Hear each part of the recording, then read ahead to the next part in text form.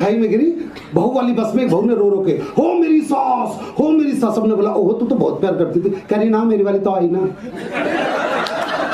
तो हालात वहीं पे ही है जी, हमारा इसमें कुछ भी नहीं है। मैं सिंपल से दीपक गुप्ता जी बतला रहे थे। दीपक गुप्ता जी वो व्यक्ति हैं जो सुबह के 5 बजे तक, सुबह से लेकर शाम के 5 बजे तक ये व्यक्ति इतना सूफी रहता है और शाम के 6 बजे के बाद ये व्यक्ति किसी अलग ही देश में पहुंच जाता है।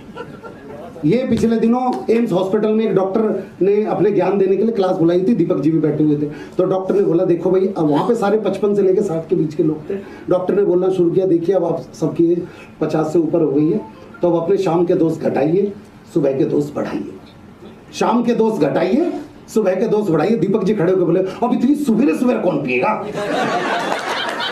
करना तो भैया आदमी को जो करने के लिए बैठा हुआ है, इसमें किसी का ज्ञान नहीं। अच्छा देखिए पंक्तियां क्या होती है भाई साहब, मैं पंक्तियों से बतलाता हूँ। गौतम जी मैं एक छोटी सी बात बतला देना चाहता हूँ कि पंक्तियां क्या होती है। मैं 3 पंक्तियां पढ़ूंगा, चौथी पंक्ति मुझे पढ़नी नहीं पड़ेगी, सारी महिलाएं अपने आप समझ जाएंगी।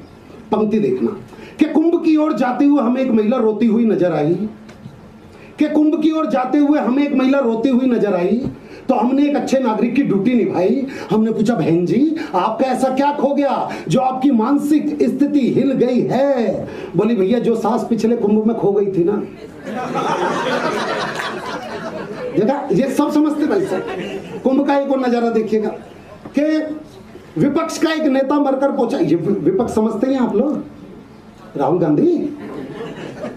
हाँ बस वो देखो पिछले दिनों आंध्र प्रदेश चले गए भारत जोड़ो यात्रा में, जबकि वक्त उनका घर जोड़ो यात्रा का चल रहा था। वो आंध्र प्रदेश चले गए, तो आंध्र प्रदेश में वो भीड़ के बीच में से निकल के आ रहे थे राहुल गांधी जी। तो जहाँ पे बाबूजी बैठे हो, यहाँ पे एक आंध्र प्रदेश की महिला बैठी थी, उसको हिंदी नहीं आती थी।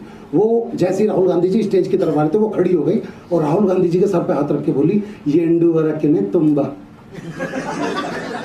अब अगला तो उत्साहित रहता है स्टेज पे, बोला बस बस अब की बार हमारी सरकार को आने से कोई नहीं रोक सकता। एक अम्मा ने मेरे सर पे हाथ रख के बोला येंडू वरक ने तुम्बा। तो नीचे से एक भाई ने हिंदी बताई, कह रहे भैया ये तुमसे कह रही है बेटा, तुमसे नहीं हो पाएगा।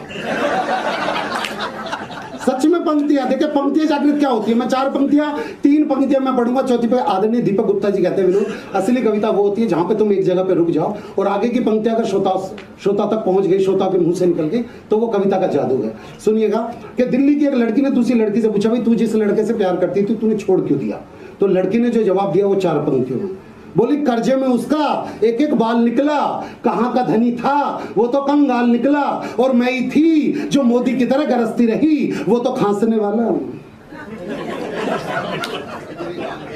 देखो समझ आप रहे हैं लेकिन तालियां फिर भी नहीं बजा रहे।